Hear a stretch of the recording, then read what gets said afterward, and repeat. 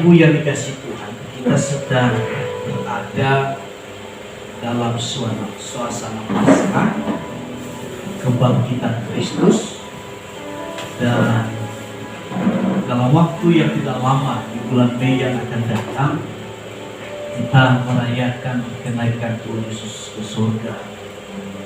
Dan 10 hari setelah itu kita merayakan hari Pentakosta. Nah, saudara kasih Tuhan,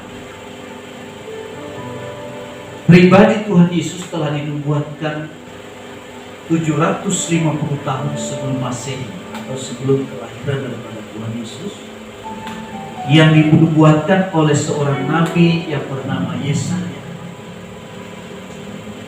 Yesaya menubuatkan ini bukan pada waktu orang Israel ada di negerinya, tapi mereka ditawan ke Babel Raja Nebukadnezar selama 70 tahun lamanya. Termasuk Nabi Yesaya ini yang masih muda, pada waktu itu usianya belasan tahun, sampai usianya sudah cukup tua, dan firman Tuhan berbicara melalui Yesaya ini bahwa akan lahir seorang putra yang bernama Yesus atau Immanuel, Allah beserta kita. Kenapa Yesus sebut anak Allah? Anak Allah disebut di sini kemanusiaannya ketika dia menjelma jadi manusia. Karena dalam diri Tuhan Yesus ada gen ilahi dan juga ada gen manusia, karena dia lahir dari rahim seorang perempuan. Nah, karena dia lahir dari seorang perempuan, maka gen manusia ada dalam dirinya. Itulah yang disebut sebagai anak Allah. Keilahian dan kemanusiaan itu menyatu pada diri Tuhan Yesus. Makanya baru-baru ini saya nonton sebuah YouTube. Ada YouTube seorang mualaf yang mengatakan kalau kamu percaya sebagai Tuhan, kamu akan masuk neraka. Karena yang mengatakan itu adalah Yesus dalam Matius pasal 7. Nah, ini sebetulnya sebagai apa itu? Sebuah kebodohan yang tidak memahami. Ya. Dan dalam waktu dekat saya akan meluruskan itu. Kita hanya meluruskan kesalahpahaman tentang Alkitab kita. Jadi kalau orang yang percaya sebagai Tuhan dan Juru Selamat, maka akan masuk neraka katanya. Nah, ini jelas sebuah kebodohan. Karena dia hanya baca satu ayat, dia nggak baca judulnya yang berbicara tentang nabi-nabi palsu, yang berbicara tentang orang-orang yang sudah jauh dari Tuhan. Tapi baik, kita akan fokus ke sini. Kita baca dalam Yesaya 42 ayat 3 sampai dan 4. Tadi lagu tadi kita sudah nyanyikan. Yesaya 42 ayat 3 sampai yang keempat. Ambilin. Kita baca sama-sama. Yang sudah punya Alkitab, tandai di Alkitab manual. 2, 3, ya. Bulu yang patah terkulai tidak akan diputuskan, dan sumur yang pudar nyalanya tidak akan dipadamkan, tetapi dengan setia ia menyatakan hukum. Ia sendiri tidak akan menjadi pudar dan tidak akan patah terkulai, sampai ia menegakkan hukum di bumi. Segala pulau mengharapkan penyajaannya. Katakan amin. Tadi lagu tadi kita nyanyikan, bulu yang terkulai takkan dipatahkannya. Nah, bulu yang terkulai itu seperti kemarin tuh ada, saya nggak upload videonya, gambarnya. Tapi itu bulu terkulai itu sebuah tanaman yang hampir lepas dari pokoknya. Dan kalau ditiup angin lebih kencang, dia akan lepas dari pokok, maka secara otomatis dia akan mati dan kering yang tidak berbuah. Nah, ini melambangkan kehidupan manusia, kehidupan saudara dan saya. Anda melihat ketika Yesus datang ke dunia ini, Tuhan Yesus itu melawan arus. Contoh yang pertama, waktu Tuhan Yesus dalam sebuah tempat, tiba-tiba ada seorang perempuan yang tertangkap berbuat zina. Dia berbuat zina lalu ditangkap, dibawa, diseret di hadapan Yesus. Dan mereka berkata, bagaimana menurut pendapat guru? Kalau menurut hukum Musa, maka perempuan ini harus dilempar dengan batu sampai mati.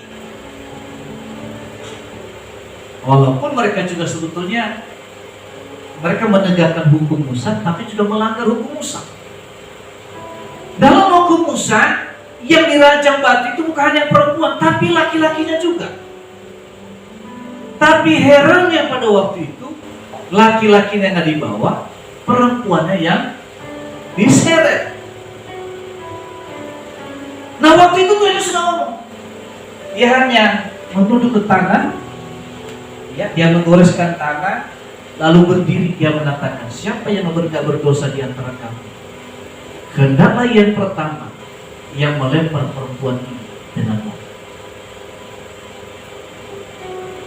Nah, mereka bercermin, ternyata gambar kita hampir sama dengan perempuan ini. Dan akhirnya satu persatu mereka meninggalkan Yesus, dari yang tua sampai yang muda. Lalu Yesus berkata pada perempuannya, hai perempuan, di manakah mereka? Adakah yang menghukum engkau? Tidak ada, Tuhan. Yesus katakan, aku pun tidak menghukum engkau, tetapi jangan berbuat dosa lah. Dengar baik-baik, Tuhan itu mengampuni dosa, mengasihi kita, bukan berarti dia kompromi dengan dosa. Jangan salah paham ya. Ya pokoknya terima Yesus, sekali selamat tetap selamat, biarpun hidupnya kurang ajar. Tuhan ampuni dosa kita, tapi tidak kompromi dengan dosa kita. Maka dari itu dikatakan jangan berbuat dosa lah. Karena apa? Alkitab berkata hanya babi yang selalu kembali pada apa? Ayo. Hanya babi yang selalu kembali pada, ayo putra, apa? Ayo. Hanya babi yang kembali pada apa? Apa? Ini ketahuan gak pernah baca Alkitab. Nah, makanya belajar sekarang baca Alkitab. Alkitab berkata hanya babi yang kembali pada kubangannya. Peribahasa itu bukannya peribahasa orang Nias ya. Ini Alkitabiah. Dulu itu saya anggap itu peribahasa orang Nias, ternyata bukan.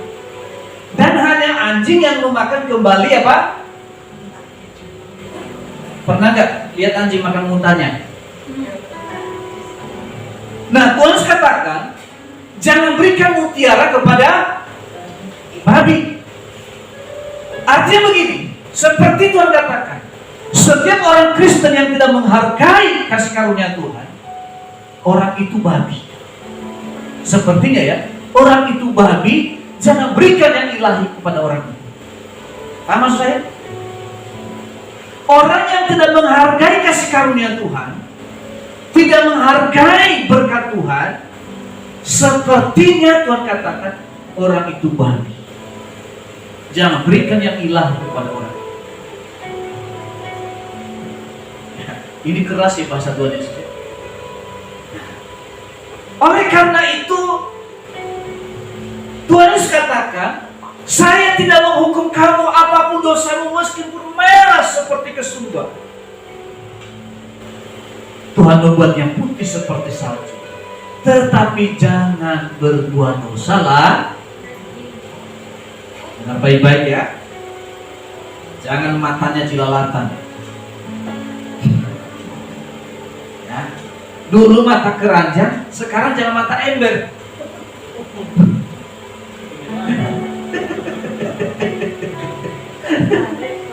Ya, saya Saya nggak tahu juga. Saya juga nggak ngerti maksud mata keranjang itu, nggak ngerti saya. Itu istilah bahasa apa itu nanti? Ya, pokoknya urusan mereka. Ya. Nah, itu contoh yang pertama. Contoh yang kedua, Yesus bertemu dengan pemungut cukai yang dibenci oleh banyak orang. Ya. Pemungut cukai itu yang biaya cukai kalau kita ekspor impor. Nah itu orang-orang pelabuhan ada itu. Nah berapa kilo? Oh harus bayar sekian. Nah, ada sedikit kesalahan. Nah dia ada kesalahannya supaya lebih gede. Yang bernama Zakheus. Ya. Zakheus ini pendek tapi otaknya licik.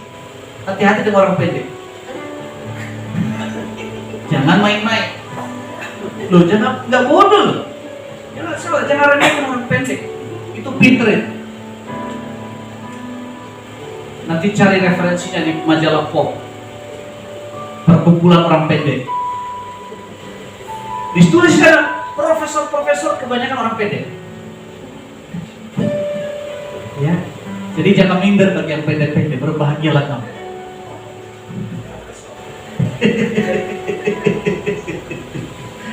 Ya, bukan berarti yang tinggi gak pinter ya. Ya, jadi Zakheus ini sangat kaya, sangat licik. Kepintarannya berubah jadi kelicikan karena ketawakan. Dia memeras juga sebangsanya. Dan orang benci ngelihat dia, orang cibir-cibir. Alah kaya lo, kaya juga jadi maling, kayak koruptor itu. Nah, tapi orang ini dia tahu dia orang jahat, dia orang berdosa, tapi ini bertemu dengan Tuhan. Baru-baru ini kematan di Malang, kalau salah Lesti kasih tahu saya seorang artis Korea umur 25 tahun bunuh mati dengan bunuh diri. Kenapa? Sebetulnya dia udah sukses, tapi ada kehampaan dalam hatinya. Nah kemungkinan Zakheus ini dihampa hatinya.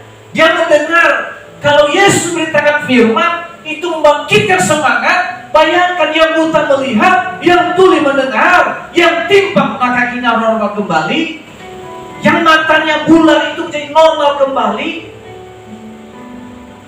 Mungkin kalau saya ketemu dengan Yesus hidup saya diubah. Ya, bodi mungkin tetap, tapi hatinya berubah. Sebagaimana aku berubah, sungguhku berubah, waktuku serahkan semua. Yang ku kasihi hilang dengan, namun yang terbaik telah ku dapat. Aku berubah, sungguhku berubah, waktuku serahkan semua. Nah, tapi orang yang pendek, karena banyaknya orang, dia nggak punya kesempatan. Inilah kehebatannya, kecerdasannya muncul. Bukan kelicikannya lagi yang muncul, tapi kecerdasannya. Orang lain susah mencari Yesus, dia naik di atas pohon. Akhirnya lebih tinggi dari yang lain. Jangan salah, orang-orang pendek itu punya kasih karunia tersendiri. Sekali lagi, berbahagialah Anda yang masih pendek. Berbahagia. Nah, tiba-tiba Yesus lewat di pohon itu. Kan Zakheus kalau kita lihat di film dia agak botak ya.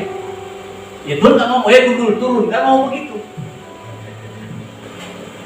Tapi Yesus kata menghargai dia. Turunlah Zakheus, sebab hari ini aku singgah ke rumahmu. Dia bahagia. Mau singgah ke rumahku. Nah waktu dia berjumpa dengan Yesus, Tuhan sudah mengatakan, bertobatlah kamu.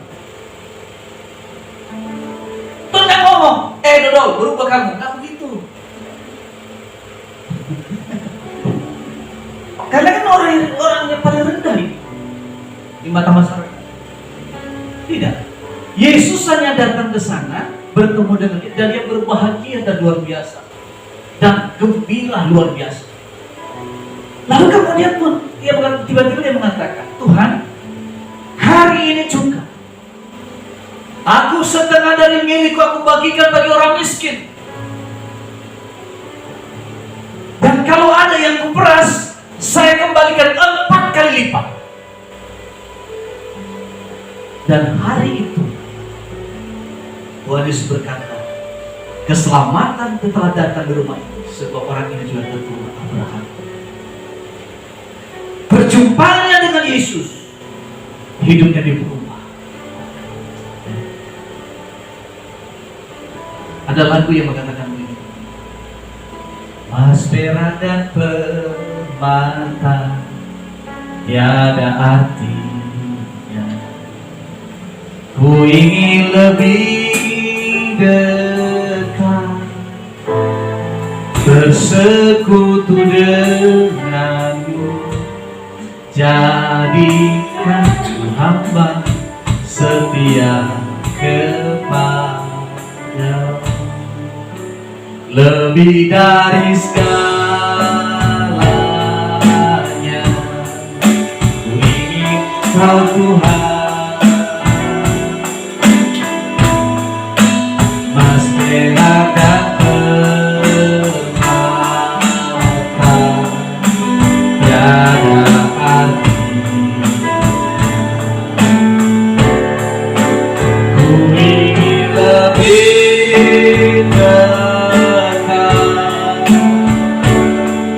bersekutu denganmu, jadikan hamba setia kepada.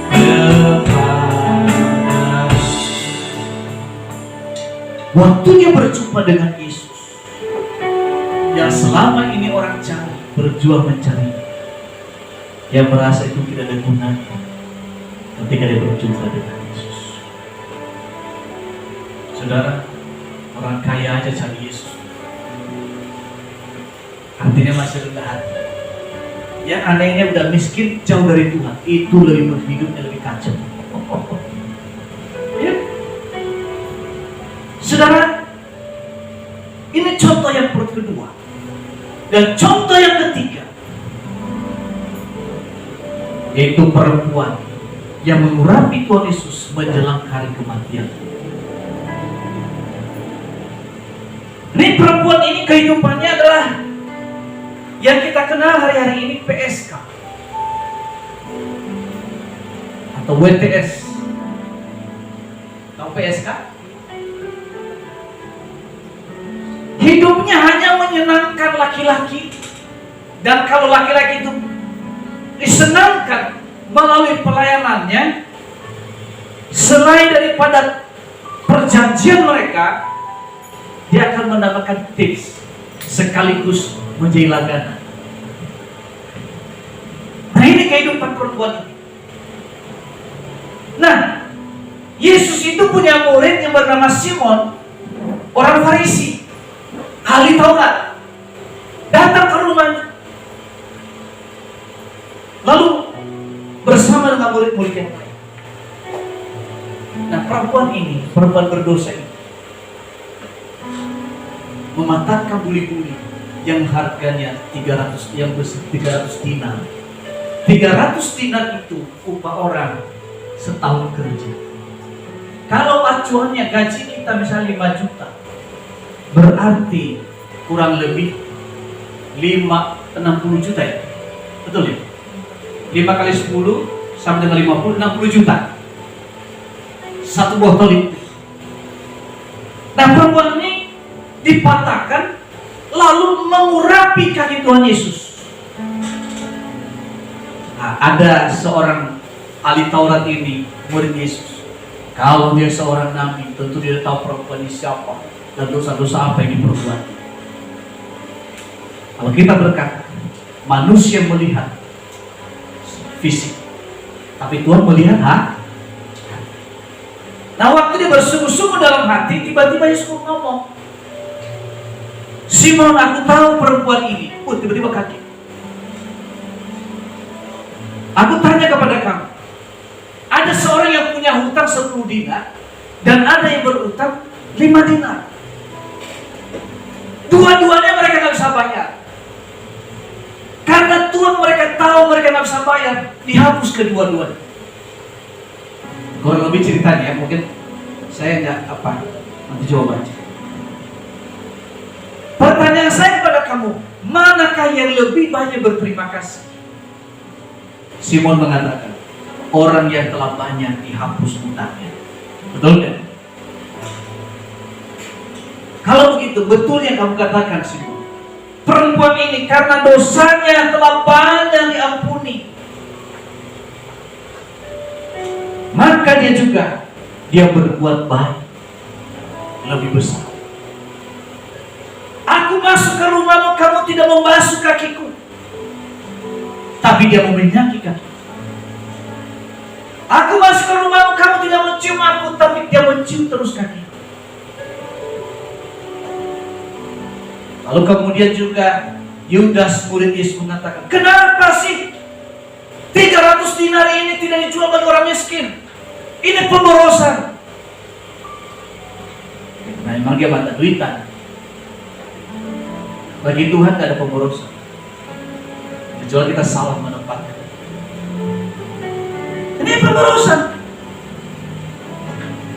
Kan bisa orang miskin. Harus katakan, Simon, Yudas, kalau kamu ingin berbuat baik, orang miskin selalu ada pada kamu, dan kamu bisa berbuat kapan saja. Betul tidak? Kalau ada niat kan bisa, kapan saja bisa. Ini masalah niat. Tapi tidak selalu aku bersama. Perempuan yang telah menyiapkan minyak penguburan. Dengar baik-baik, kemana saja Injil diberitakan, maka nama perempuan ini selalu disebut. Makanya adalah beriku hati untuk mengasihi, beriku hati untuk menyembah, beriku hati memujimu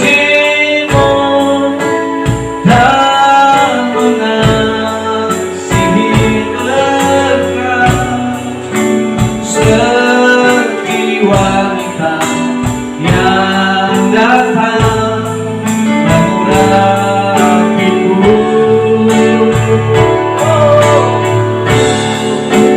Beriku hati memujimu dan mengasihi Engkau seperti wanita yang datang mengurapiku.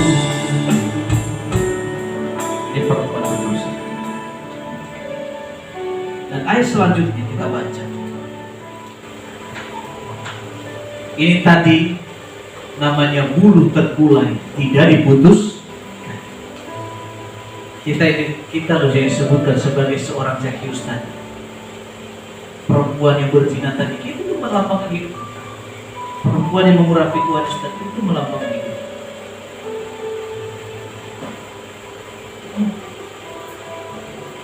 Bulu yang patah terkulai tidak diputuskan, dan sumbu yang pudar nyalanya tidak akan dipadamkan, tetapi dengan setia dia akan menyatakan hukum.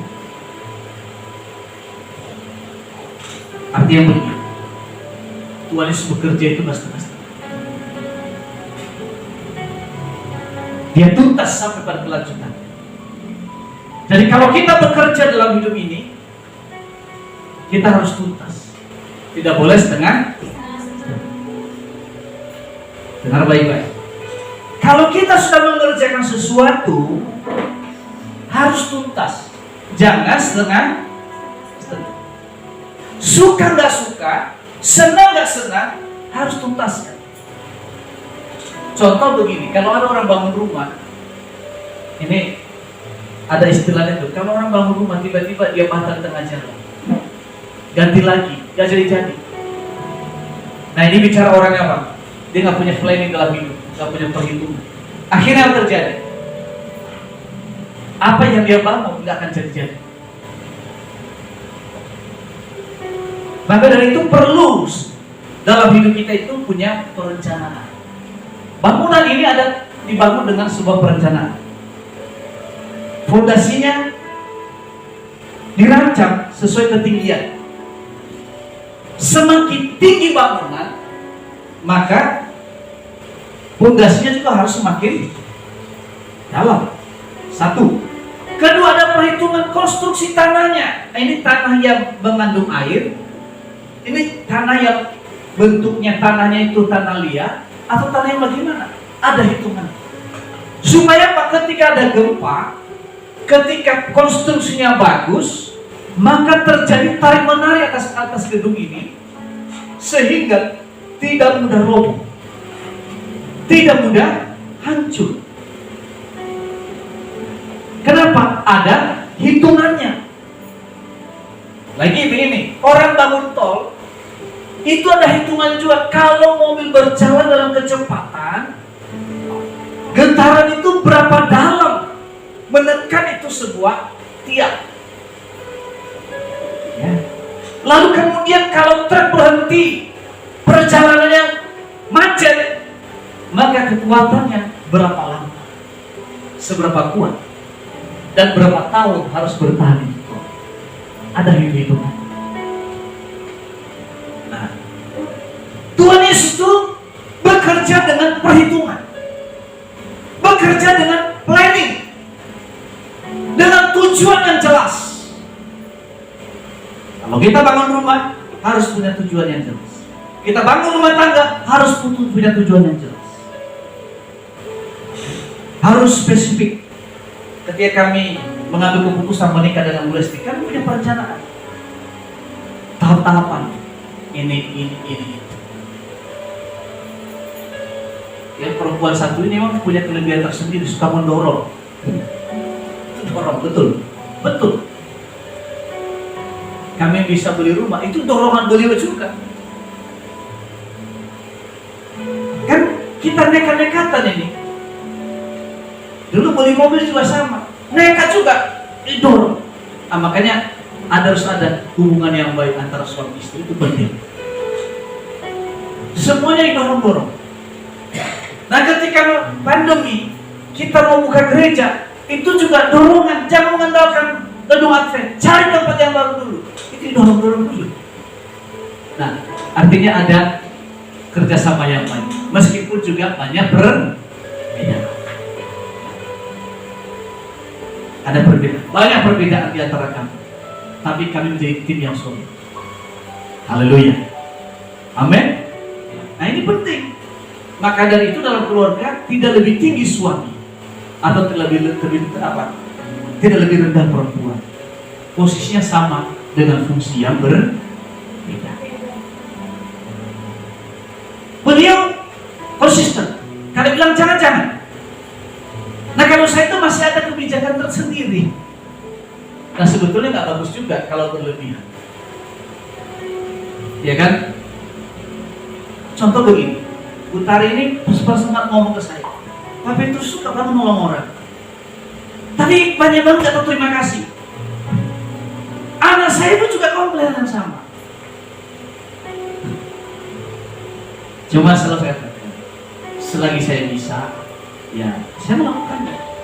Dan saya dalam hidup itu menabung. Nah, tapi lama-lama ketika masukan, saya mulai tegas juga. Tapi dikit-dikit. Ini penting, karena orang sekeliling itu mengkondisikan saya juga, menolong saya. Anak saya, apalagi anak saya perempuan ini, Papa nggak boleh begitu, harus begini. Lama-lama juga benar juga. Prinsip. Nah, tapi masukan-masukan itu positif. Kalau saya melihatnya secara positif, supaya saya juga belajar untuk ngerem. Karena saya itu kan anak rantau ya, gampang berbelas kasihan. Tapi berbelas kasihan tanpa aturan orang bodoh-bodohin kita, betul nggak? Iya kan? Papi itu senang gampang. Paling begini juga minta maaf sudah selesai. Begitu kan? Lama-lama saya belajar. Saya bekerja sampai tuntas dengan planning yang benar, tapi juga perlu kehati-hatian, perlu masukan dari masukan, yaitu orang sekeliling saya, mulai dari istri dan anak saya. Kalau anak cowok ini pokoknya aman aja deh. Dari jemaat juga saya butuh masukan. Begitu masukan, oh ya benar.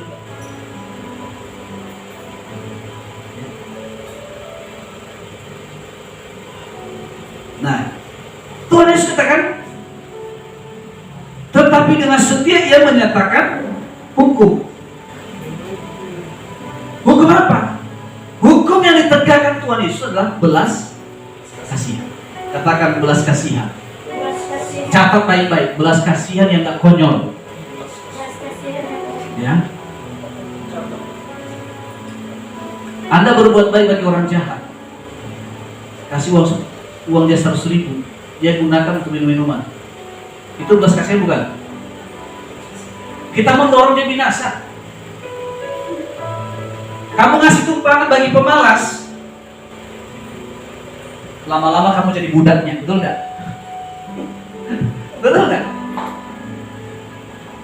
Tapi kalau kamu memberi tumpangan bagi orang yang rajin, meskipun mungkin dia nggak punya apa-apa, nah orang ini kamu mendapat dua upah kepada Tuhan dan upah pada sesama. Upahnya apa? Kamu memberi kesempatan bagi orang yang mau bekerja untuk memperbaiki hidupnya dan generasinya.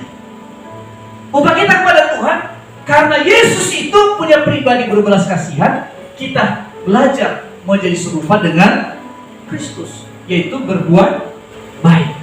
Jadi dengar baik-baik, berbuat baik itu gak boleh konyol. Ya. Nah, ayat yang ke-44, ayat 4. Ia sendiri tidak akan menjadi pudar dan tidak akan patah terpulang. Catat baik-baik. Yesus 100% Allah dan 100% juga manusia. Saudara, kemanusiaan itu pernah mengalami namanya ketakutan. Kapan? Waktu berada di Taman Getsemani. Kenapa ketakutan? Karena keilahiannya berpisah dengan kemanusiaannya. Sehingga apa? Dia ketakutan dan dia stres luar biasa, sehingga keringatnya meneteskan darah. Nah, di situ dia berdoa. Lalu kemudian malaikat berikan kekuatan kepadanya. Terus katakan, kalau boleh cawani lalu padaku, tapi jangan kehendak, melainkan kehendak. Jadi kemanusiaannya berdoa kepada keilahian, sehingga keilahiannya mengutus malaikat memberikan kekuatan kepadanya. Orang itu nggak masuk akal, ya akalmu ya nggak bisa, ya kan? Segini. Dan pada waktu ditangkap, dia ditinggalkan oleh murid-murid. Bahkan disangkal, saya nggak kenal dia. Pengkhianatan yang dia alami, dia tidak membuat dia pudar. Dia nggak pada semangat. Nanti Tuhan katakan, ikutlah teladanku. Kalau Anda sudah berjuang dalam hidup, Anda harus melakukan yang benar. Jangan pernah patah semangat ketika dikhianati. Katakan amin. Ketika salah dimengerti, salah dipahami, tetapi tetap semangat, tetap antusias, tetap melihat tujuan dengan jelas. Kalau kita nggak punya tujuan hidup, kita akan nggak pernah betah. Kita seperti kapal tanpa nengku.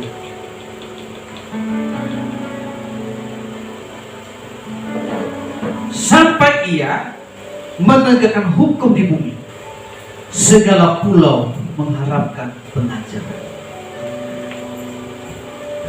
Tentu hal ini bukan Yesus yang 2000 tahun yang lalu, tapi Dia memberikan mandat itu kepada kita untuk menceritakan pengajaran Tuhan Yesus, sehingga pulau-pulau mendengar berita Injil.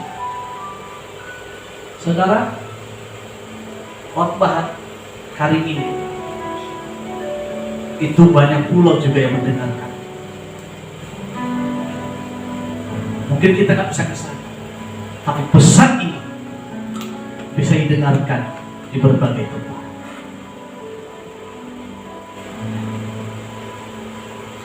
Cepat lalu waktunya, dan hampir jam 11:30 ya. Saudara, kita belajar dari peristiwa ini tentang Tuhan Yesus. Tuhan Yesus sudah pernah dikhianati, pernah juga dicela, pernah juga dianiaya. Semua yang kita alami mungkin gak sebanyak, tapi Tuhan Yesus bekerja sampai pada kesudahan. Dan Tuhan bekerja juga tidak sembarangan, tidak sembrono, tidak asal-asalan. Semuanya tertata dengan baik. Nah, Tuhan juga ajarkan kita, kalau melakukan sebuah tugas jangan setengah-tengah, tapi sampai pada kesudahannya, sampai kita terima mahkota. Ada lagu yang ditulis seorang, yang dinyanyikan seorang anak gadis yang muda sambil mainkan piano. Sampai ku dapatkan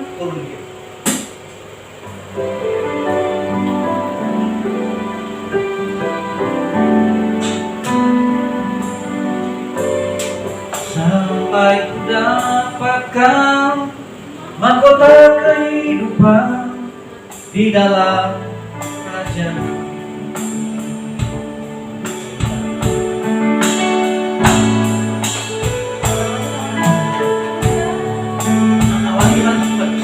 Awalnya gimana tuh?